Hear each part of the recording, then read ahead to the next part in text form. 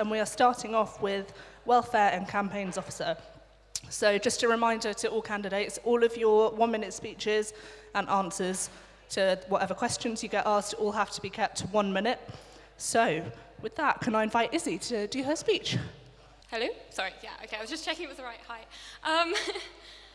So hi, I'm Izzy, and I'm running to be your next Welfare and Campaigns Officer. I've always been really enthusiastic about student welfare, so I was a first aider at POP for 2 years. So yeah, that was me, you know, like holding out sick bags for you.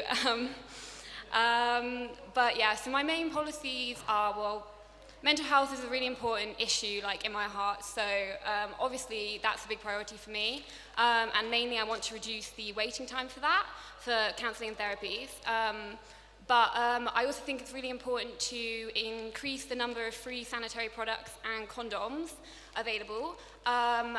I also think that we need to make it easier to be safe when using drugs or alcohol. And I want to improve the role of welfare officer in sports clubs and societies and expand report and support to include reporting of discrimination and hate crime, as well as sexual misconduct. Sorry if that was just a list, but yeah, that's me.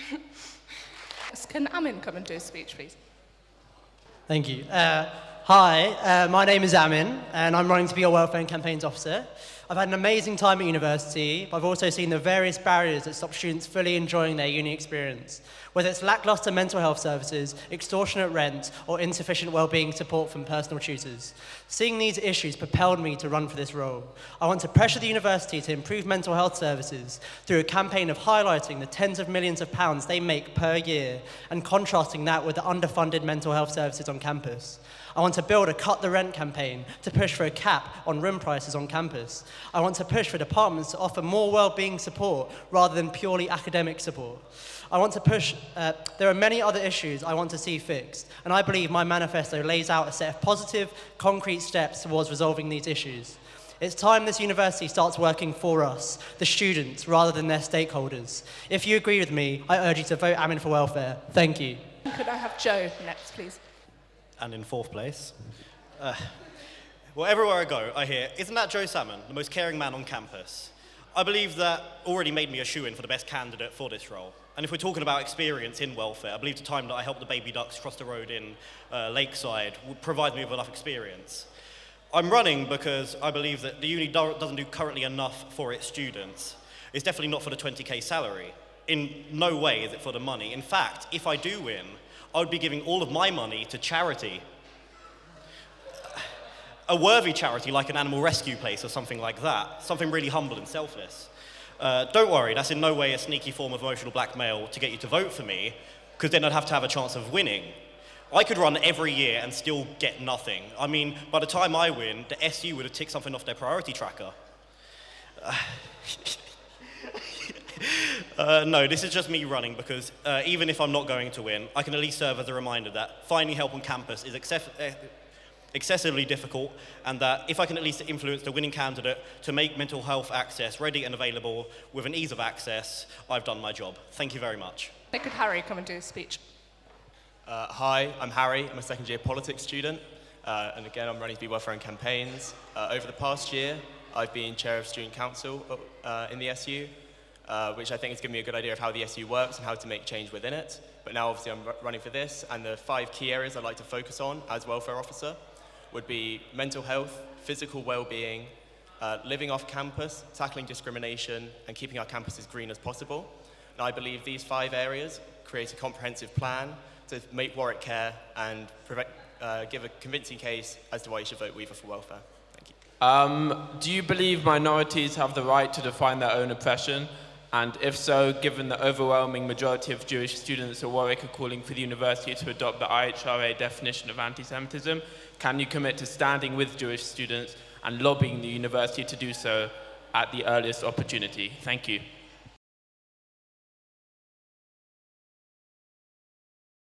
I think that the IHRA definition, the IHRA definition is a definition of anti-Semitism that is, has been defined by Jewish people, and there's really no one better to define anti-Semitism than Jewish people. The SU does not tolerate any form of anti-Semitism or discrimination, and I would like to expand, if I was elected in this position, I would like to expand report and support to include the reporting of discrimination and hate crime, as well as sexual misconduct. So, as you may know, Angus, I personally don't think the IHRA definition should be adopted by the university. Whilst, of course, we need to stand with our Jewish students, we need to fight anti-Semitism, I don't think the IHRA definition is the right way to do that. And it's not even just me saying that, it's one of the authors of the IHRA definition agrees with me. It's been used to, unfortunately, push back against Palestinian activism, academics talking about the Israeli and Israel-Palestine situation have been suppressed. Of course, I think we should be fighting against all discrimination. One of the points in my manifesto is that there should be mandatory anti-discrimination training for all staff with collaboration with liberation societies. So, yeah, that's my answer. Thank you. As stated in my manifesto, yes, I back the IHRA definition of anti-Semitism, and I believe that the university itself has had quite a rocky past with anti-Semitism, especially recently, and I believe that taking the definition at face value is the best way to move the community forward. In your opinion, what would a truly culturally competent wellbeing support service look like beyond just the representation of counsellors in the service itself? I'll be honest, this is something that I believe that the welfare system has currently been doing very well. I believe that it has been representing across campus, and I believe it's done a very good role. I just believe that my priority here is mental health, and I am happy to admit that the welfare is doing a brilliant job across campus of representing people. Okay, so obviously culturally competent care, representation is part of it, but as you said, it's not the entirety. I also don't believe that I'm necessarily in the best place to say categorically what culturally competent care would look like. As a white, straight male, it's, you know, I haven't experienced a lot of things that, I don't have those kind of social factors limiting me from reaching out for support. So I think it's very important to engage our part-time officers and representative groups on campus amongst our student body to find a way forward through there. So I can't say definitely what it would look like, but I know that using those channels, I'd like to kind of create a picture based on a kind of bottom-up approach from that. Yeah, I agree with what Harry said, and I want to add further that, well, obviously, culturally competent care is really important throughout all of campus, and especially in the mental health services and wellbeing support services. It's really difficult when you go to the wellbeing support services to actually trust a counsellor to talk about your problems. So it's really important that if you're like a BAME student, for example, that you can go to these services and you know that there's someone there who's going to have lived experience. That's going to resonate with your issues personally. I also think it's important to make sure that the wellbeing support services have intercultural awareness, because there is a lot of different stigmas around mental health, and these will vary between cultures as well. For example, in Japanese there isn't even a word for... Could I just ask you to wrap up, sorry? Wellbeing. Yeah, sorry. So, yeah, I think that that's really important, and I would also like to work with the part-time officers, but without burdening them with having to educate me. Yeah, I think that's a really interesting point you bring up.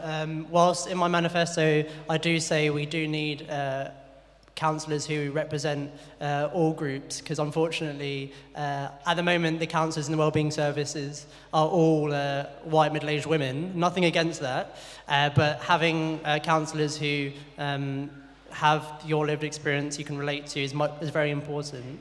And obviously I'd be working with you because I know you've been pushing the last year for culturally competent care. You obviously know what's working, what isn't. But I guess generally beyond that, I think mental health services do need a sort of reform in the way they look at the sort of therapies they provide. CBT works for quite a lot of people, but obviously doesn't work for everyone, and we sort of need to look at more of a heuristic approach to psychiatry, and maybe Warwick could be the leaders in the country with that. So I'd love to talk to you after this, and we can, well, if I win, and I could carry on the great work you've been doing. Thank you. Hi, so the welfare officer works closely with the campaigns team, particularly on liberation-focused campaigns. So how will you meaningfully maintain this part of the role? Yeah, so campaigns are obviously very key. I think my standing with my relations with a lot of great campaigning societies on campus is only going to help benefit my relationship with campaigning people across the campus. I want to hold regular drop-in sessions for student-run campaigns to provide resources and tips. I want to make campaigning safer, so I want to provide things like anti-arrestee training, legal observer training to provide students the skills that they need to go out and campaign. And just generally, I think people do forget it's welfare and campaigns, so I'd make sure that that remains an integral part of my responsibilities. I believe the university should continue working with liberation societies in order to tackle discrimination. I believe that they're doing a very good job currently, and I believe that if we carry on making improvements, then it'll go well. Yep, so I think a big part of this is that regarding our part-time officers, who often represent these groups, there needs to be a closer bond between them and the full-time officers, obviously with welfare in this respect. I think there has been a divide in the past and probably still currently is. So I think certainly a lot needs to be done there to increase dialogue, and then also bringing in other societies, representative groups on campus so that everyone can be represented. And I think that just needs to be regularly done, and it needs to be very transparent and open so that people know what is being done for them by their officers. I think that's how we can tackle that. Yeah, I think that it's really important to work with the part-time officers as well, and really listen to them and liberation groups about what they personally need for campaigns without assuming that I know what they need. And I'd really like to ease participation in campaigns, especially in societies, for example, like such as liberation societies, through online toolkits, like for example calendars to do with like awareness months and stuff, so that they have all the resources available to them to help them run their campaigns and provide all that support that they need. Hello. So it seems a bit like deja vu here. Obviously, every year people come and say the exact same thing, especially for welfare. I mean, welfare just stays continually shit year after year. So what actually makes you different from past years promising the exact same stuff? Obviously, welfare is an ever-evolving kind of position, and it is always really difficult. There's a lot of stuff that it's really like, it's not like a quick fix, especially when it comes to mental health. Like, it's not the same as, you know, breaking an arm. So I just think just continuing all the momentum of the previous campaign officers, continuing all their good work, and just really kind of maintaining what people do, because there have been improvements. There's a lot of reduce of stigma around mental health, so I'd really just like to hold on to that momentum, especially, you know, around issues like sexual violence to do with the group chat last year. Hold on to that so that it doesn't fade away. People don't forget that these things aren't okay. Just, yeah. Well, I guess you're in luck, because if you look at my manifesto, there are no bold promises. The only thing I want to do is to make mental health access easier and more simple. I didn't think that would be a difficult thing to do, but still today, the only thing I can't find out is where to go if you've got mental health issues. And that is the one thing that I want to change. Other than that, my manifesto is pretty simple. It's very pragmatic. I don't think there's much that I want to change. As long as we can get a few more improvements going on, it'll be fine. Yeah, so I guess firstly I'd like to disagree somewhat with the point that you're making. I think while there have been a lot of issues in the SU this year, I think Tiana's been one of the best parts, and I think the work that she's done has been good. In terms of what makes me different, so first of all, I'm the current chair of the welfare exec, so I know how the internal bureaucracy of the SU works, so I'll use that to my advantage. Secondly, I've been an activist for years. I know how to run effective campaigns. I believe I can take these sort of skills and actually make the welfare officer position my own and sort of implement the policies that I have, which I believe are realistic. I don't think there are any far-fetched promises. I think they're based in precedents, they're based in example, and they're based on things that can be done.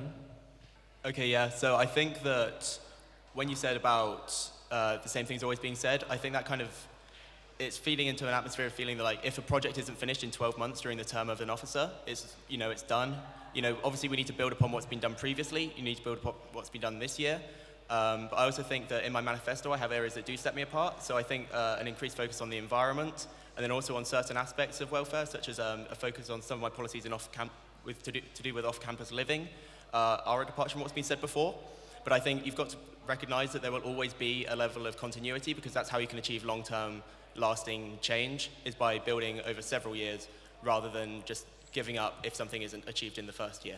Hi, so I'm a Palestinian student on campus, and I've experienced instances of racism by multiple people, such as being called a terrorist. So instead of throwing out buzzwords about anti-discrimination and anti-discrimination training, I want to hear specifically what you would do regarding racism against Palestinians, and because racism against Palestinians is more prevalent than you think, including by the current president of our SU. So instead of throwing out buzzwords, I just want to know specifically what you would do about it. Thank you. Well, I guess it's not my place to talk for the SU president. That is not my role. I won't confirm nor deny. I don't know. This is nothing. Well, I would deal with discrimination the same way I hope that the SU would deal with every form of discrimination. I hope that it would tackle discrimination in every case. I believe that if you're asking me whether racism against Palestinians is wrong, I agree. I really do hope that all of our candidates agree too. It would be quite shocking if one was to come out against Palestinian people. Again, regarding racism, I do think that dialogue is very important in terms of I'm not in a position to say what can be done. I think it's very important to talk to the affected people and listen to the solutions they propose. I'm not in a position to say what Palestinian students want done. But yeah, I think that's the most important thing when dealing with this sort of thing, is listen to what people want and try to get that change through as quickly as possible. I agree that I'm not the best person really to talk about the issues that Palestinian students face. Obviously, discrimination of any form should not be tolerated, but I know that can seem to be a very one-size-fits-all kind of approach to tackling discrimination. I would like to, if I get the role, I would obviously like to communicate with the groups and discuss what they need. Especially because there is obviously very specific problems that the Palestinian community has to deal with that obviously other students don't. I'd like to introduce more individualized welfare training. For example, the Train the Trainer model of welfare training can allow for more kind of bespoke welfare training, as you have much more of an ability to tailor your own welfare training to help deal with specific problems in specific groups. So I hope that is okay. So first of all, I'd like to say I'd take a leadership role with this, instead of sort of passing off and saying, I'll let these people do the labour and the work. Whilst it is important listening to Palestinian students, we have to use our position of power in the SU to stand in solidarity, and that's what I will do. In terms of beyond specifically Palestinian students, but more international students, the university has an obsession with excessive monitoring that disproportionately affects international students on Tier 4 visas.